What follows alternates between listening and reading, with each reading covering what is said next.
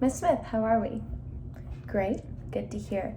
So about DJ, his student effort and academic progress has been awesome. We have been working through modifications by giving him a checklist so that each time after we complete like a subject, like a recess break or even a bathroom break or even lunch, we make sure that he checks it off and he feels accomplished so that he can look forward to checking off the next thing.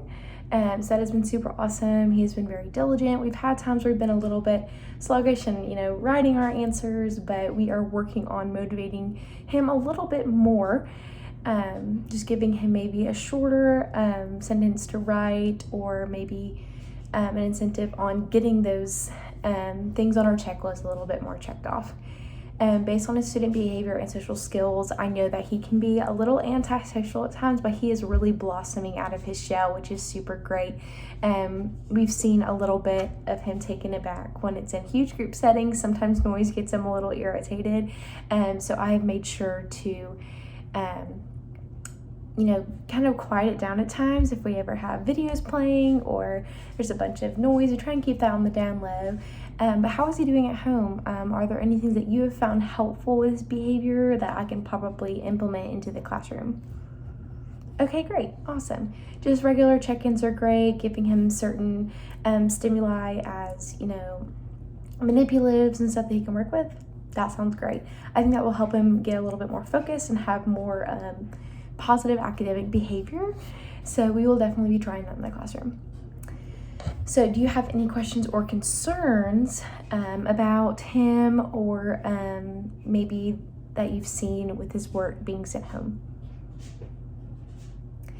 Yes, so there are some things that I do mark incomplete, or I do mark that are wrong, just so that you as the parent can kind of look at those and notice, okay, he does need more work in this area. Although he may have gotten partial credit or he missed one completely. If you check in our agenda, I do write down in his that we want to work on this at home. We want to work on, addition. We want to work on our E blends or our E medial sounds, our L blends, our different kind of phonics strategies, and recognizing those high frequency words.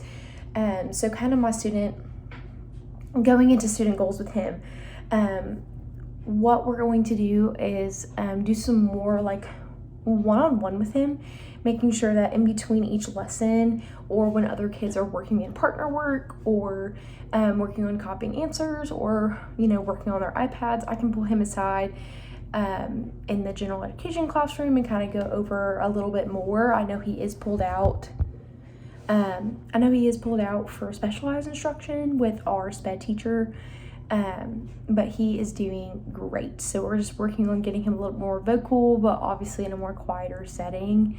So we're also working on kind of getting him to write a longer sentence. We usually do give him shortened sentences, but we are working on encouraging him to stay focused in the longer sentences so we can practice writing those letters he feels uncomfortable with or doesn't really understand. Another thing is I've made a goal to try and get him to read aloud in our ELA lessons at least once a week. And that requires me being there for him and being there every step of the way, helping him sound out. So what I would love for you to do in helping that goal would be to maybe at night, before, if y'all do any books, or maybe when you guys are looking over some school stuff, having him read aloud and getting those sounds out, and making sure that when he does come to class, he's had experience at home reading out loud. Does that sound good? Awesome. So if there's any additional topics that you want to discuss, we can do that now. I really think that he is on a great path, and we're really trying to get his confidence up in reading and staying a little bit more focused in math, which I see math is a little bit more of a strong suit. I think he tends to second guess himself in ELA, but he truly is very smart, and we've enjoyed getting him a little bit back on track with the checklist method and one-on-one time throughout the classroom.